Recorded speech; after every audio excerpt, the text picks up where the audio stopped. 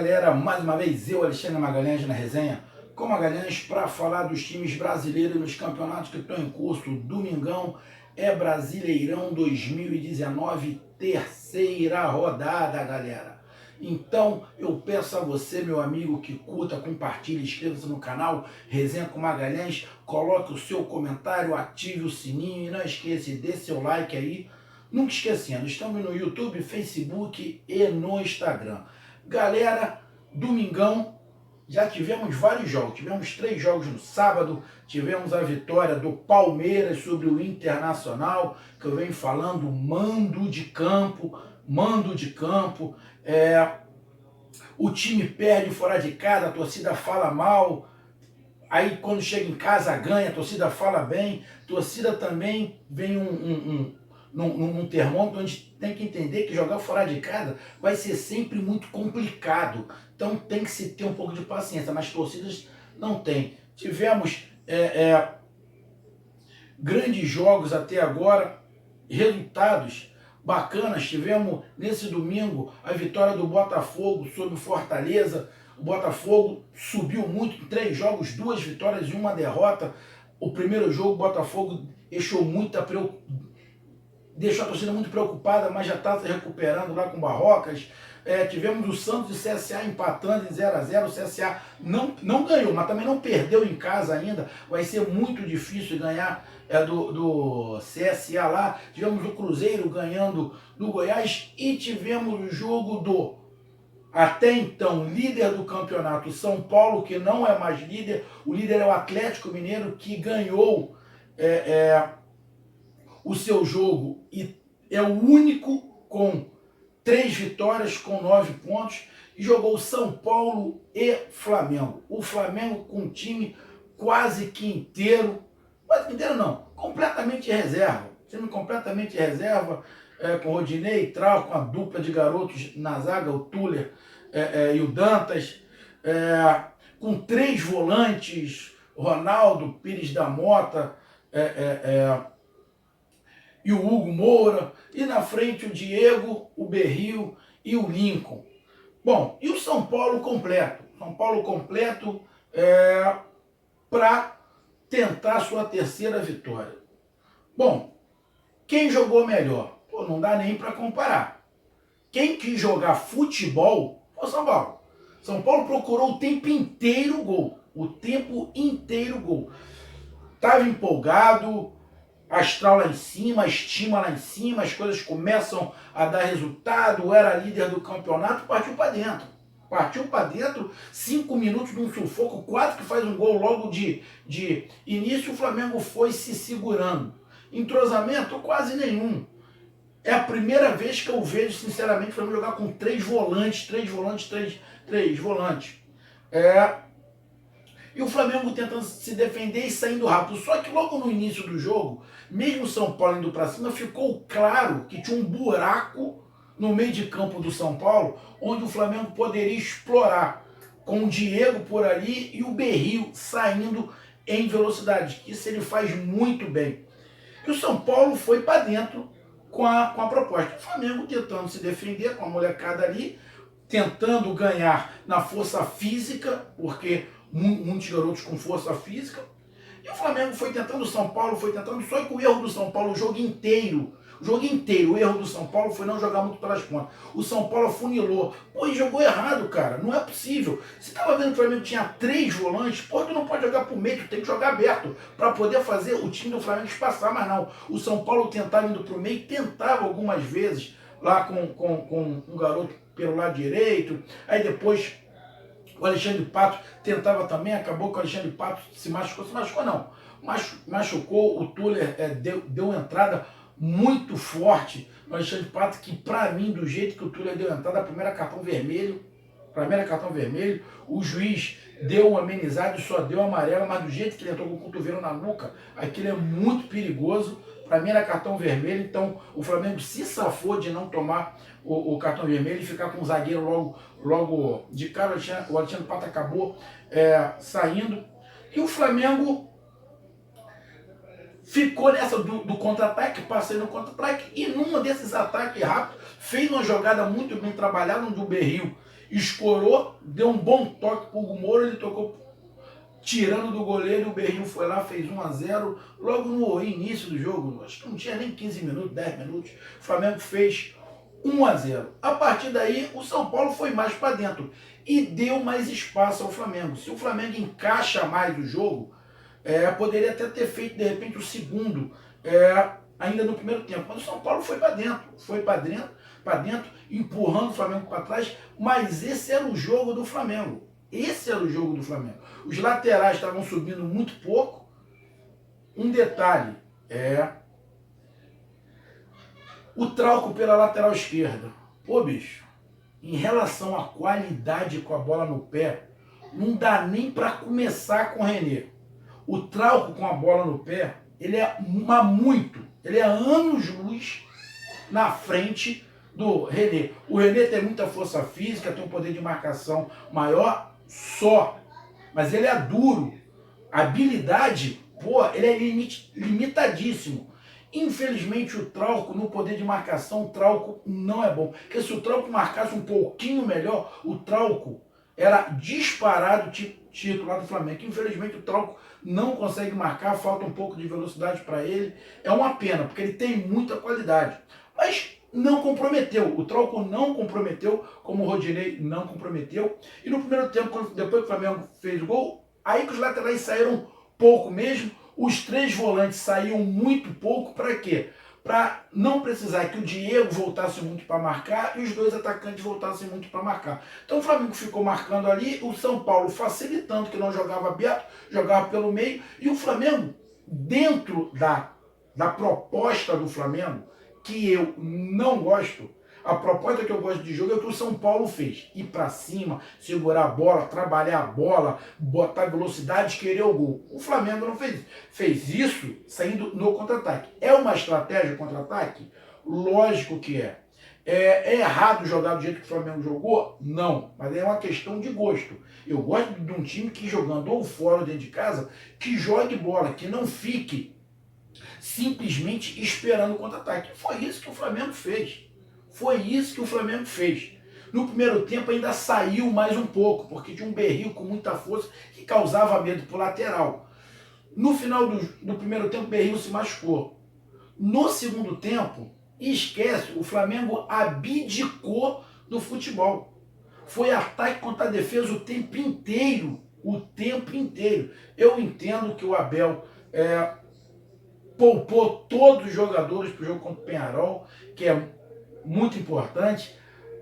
O Abel está muito pressionado, e eu vou ser bem sincero, eu vou falar de novo, meu amigo torcedor do Flamengo.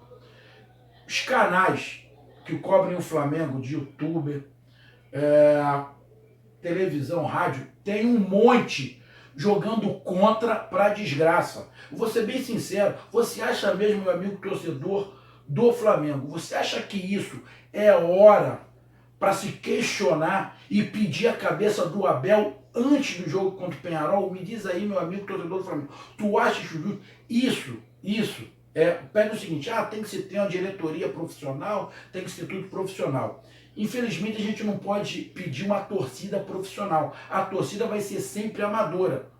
Mas é um absurdo querer cometer um erro que um monte já cometeu, tirar um treinador antes de um jogo decisivo. Isso é um absurdo. Não era nem para esses canais de YouTube que estão cobrindo o Flamengo, que só falam do Flamengo, querer no momento desse pedir a cabeça do Abel. Esses canais estão de brincadeira. Eles estão jogando contra para simplesmente ter like. Porque falar de desgraça, eu falei, não, falar de desgraça, de coisa ruim, dá ibope. Então falar mal, para depois o quê? Se o Flamengo, caso for eliminado da Libertadores, tá vendo? Era para ter tirado o Abel mesmo. Na boa, qual é o treinador que vai entrar hoje que vai fazer uma mágica para mudar alguma coisa no elenco do Flamengo pro jogo contra o Peñarol? Então, o Abel abdicou mão de tudo para esse jogo contra o Peñarol e colocou a molecada. E no segundo tempo o Flamengo abdicou do jogo, ficou só se defendendo com muita raça, com muita vontade. Aí alguém vai falar, o Abel colocou esse time, o time sem tática nenhuma. Como é que não tinha tática?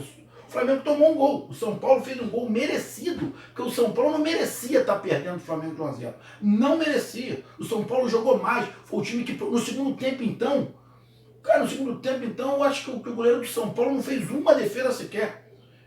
Eu não me lembro nem se o Flamengo deu algum chute pro gol no segundo tempo. Só deu São Paulo o tempo inteiro. O tempo inteiro, em cima, em cima, em cima. Mas o Flamengo, dentro da proposta que o Abel fez, o Flamengo foi bem.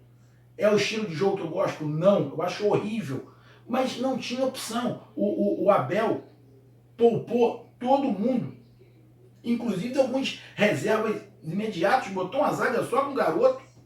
Um garoto saiu, ele botou outro garoto. Ou seja, dentro do que se propôs, o Flamengo saiu vitorioso. Por quê?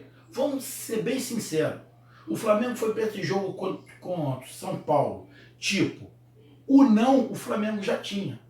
A não vitória, o Flamengo já tinha. Vai jogar com São Paulo lá, dentro da casa do São Paulo líder, subindo de produção. Então o Flamengo já foi pensando o quê? Bom, o não eu já tenho. O que é o não? O zero. O zero eu tenho. Quando começar o jogo eu tenho 1 ponto. Já estou no lucro. E foi assim que o Flamengo jogou. E o Flamengo jogou o Pedro para o São Paulo. O São Paulo que não conseguiu quebrar muito aquela muralha que o Flamengo fez. O Flamengo jogou no 4-5-1 praticamente. Conseguiu o seu gol já no final do segundo tempo, merecido. Teve chance, chutou de fora da área. O Hernani entrou, mas não entrou muito bem.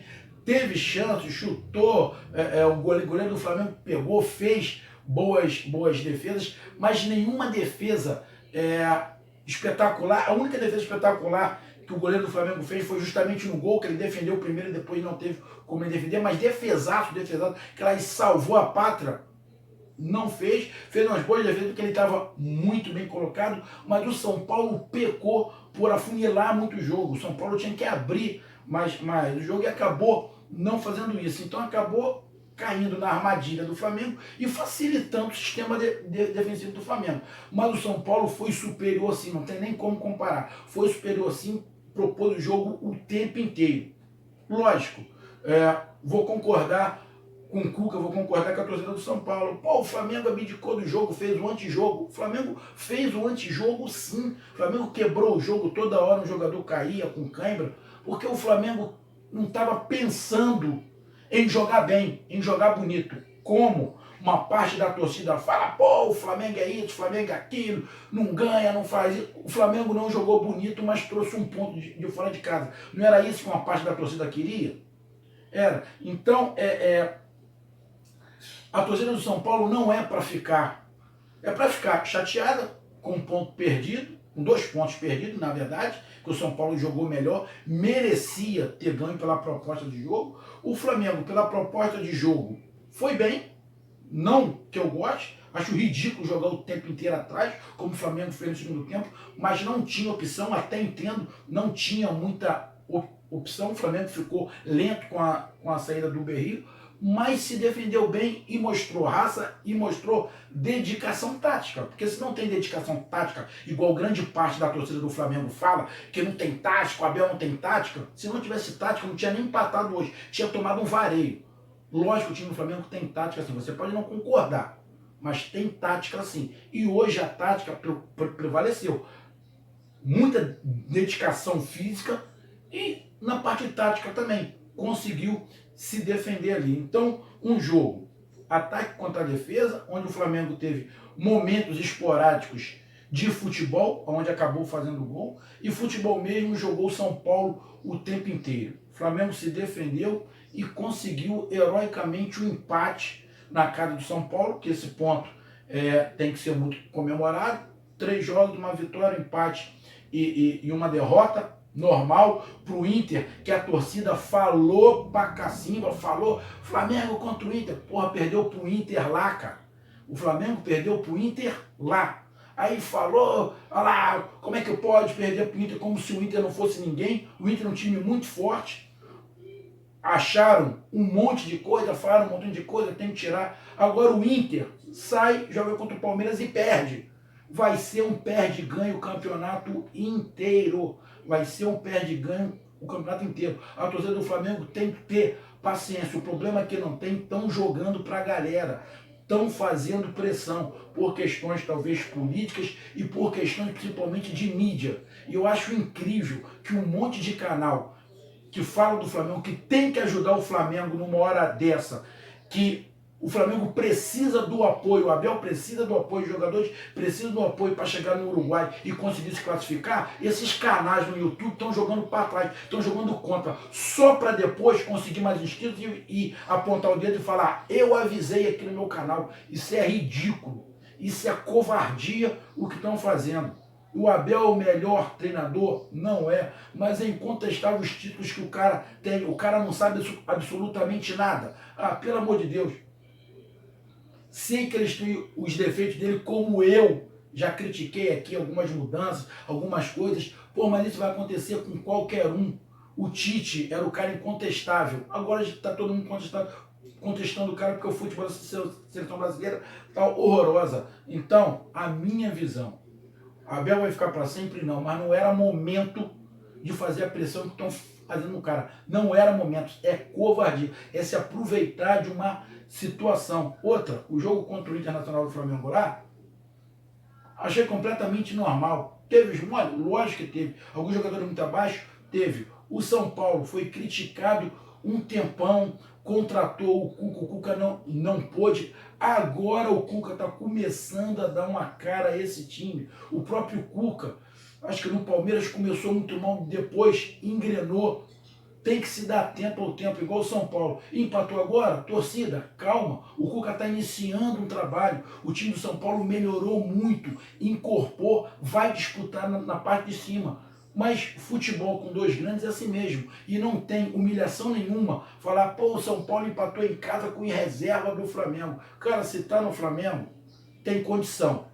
E outra, o São Paulo tem que colocar na cabeça o seguinte: eu tentei, eu joguei futebol. Quem não quis jogar futebol foi o Flamengo, que ficou o tempo inteiro atrás. Então, o São Paulo está de parabéns por procurar o jogo o tempo inteiro. E o Flamengo, dentro das suas limitações dos jogadores e o que se propôs, não praticou futebol, praticou antifutebol, que eu não gosto, quebrando o jogo o tempo inteiro. Porém, foi a proposta e a condição que o Abel fez, porque ele já tinha não, ele conseguiu sim com esse empate. É o melhor? É o mais bonito? Não é, eu não concordo. Mas tem muitos treinadores no Campeonato Brasileiro da Série A que gostam de jogar igual o Abel jogou hoje. É um estilo de jogo. E hoje, sinceramente, apesar de eu não gostar, foi necessário o que o Abel fez. Aí vem me falar que o Abel não sabe nada do futebol, igual tem um monte de canal do YouTube falando, arrego. Então, 1-1. 1-1 para quem? A meu ver, 1-1 para o Flamengo, que nas condições que estava o jogo, quem saiu lucrando com esse empate foi o Flamengo. Então, meus amigos, essa foi minha análise. Se curta, compartilhe, inscreva-se no canal, resenha comigo, Magalhães, e coloque o seu comentário. São Paulo está no caminho certo. São Paulo está no caminho certo. E você, meu amigo torcedor do Flamengo, você tem que apoiar. Você pode não gostar do estilo do Abel, tá? Pode não gostar do estilo do Abel. Agora, cair na pilha que o cara não sabe nada, que o time é bagunçado, que tá uma zona, não tá. Isso é para ganhar mídia, meu amigo torcedor do Flamengo. Você tem que ir contra esses canais que estão fazendo isso. Isso é uma covardia. E principalmente antes de um jogo importante, estão querendo pegar você, torcedor do Flamengo, de otário.